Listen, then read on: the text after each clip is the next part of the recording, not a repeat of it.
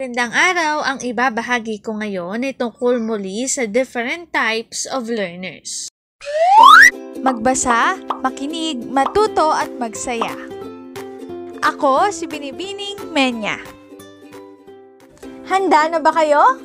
Tara na, umpisa na nating isa-isahin at pirapirasuhin ang mga detalyeng nakapaloob dito. Katulad ng binanggit ko kanina, ang ibabahagi ko ngayon ay tungkol sa different types of learners. Kadugtong lamang ito ng video noong nakaraan.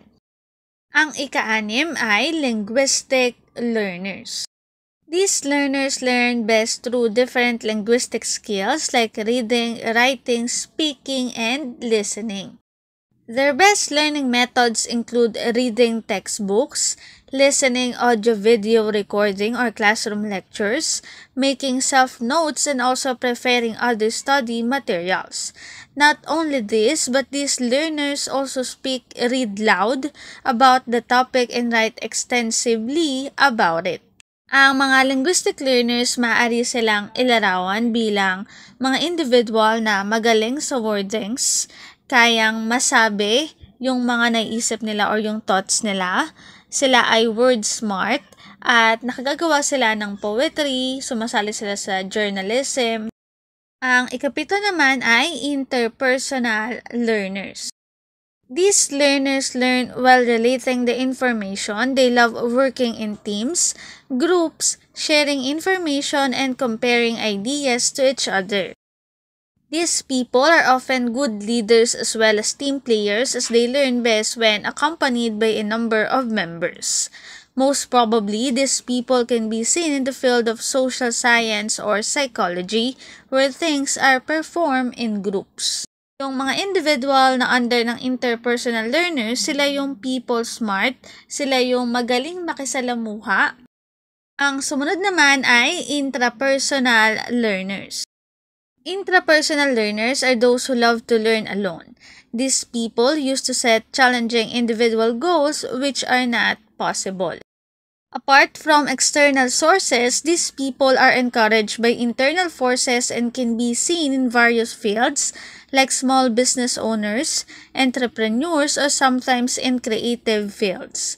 They usually like to enter fields or industries that allow them to work alone without any supervision, as they don't like working in teams or groups.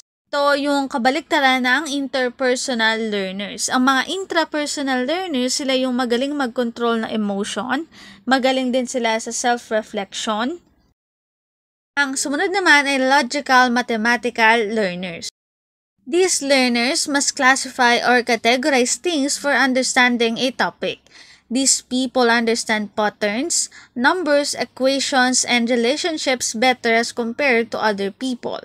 This type of learners can often be seen in different fields like science, technical professions, engineering, mathematics, or others. Ang mga individual na under ng logical mathematical learners, sila yung magaling sa math, they are number smart, at magaling din sila sa reasoning. Ang panghuli ay musical or rhythmic learners. This is a kind of learner who uses music melody, rhythm, or beats to learn anything. Some people also think and absorb information better with background noise. For example, this will be like a musician learning how to play music by listening to different musical sounds, rhythms, and beats. Music is not a distraction but a means of learning for this type of learners. Ang mga individual na under ng musical learners, sila yung magaling mag-play ng musical instrument, nakababasa ng rhythm, notes, musical structure, at magaling sa music. Minsan, sila rin yung mga individual na gusto nila kapag nag-review sila ay may pinakikinggan silang kanta. Kumbaga, hindi nagiging distraction yung music sa kanila. Kung hindi, ito ay nakatutulong pa para mas maunawaan, ma-retain sa isip nila yung mga impormasyon. Ang link na ito ang aking source sa mga written information na makikita nyo sa bawat slides. Kung interesado kayo na magbasa pa, maaari nyong bisitahin ang website na ito. Different types of learners. Dito na nagtatapos ang aking pagbabahagi. Sana ay marami kayong natutuhan. Muli, magbasa, makinig, matuto at magsaya. Ako si Binibining Menya. Paalam!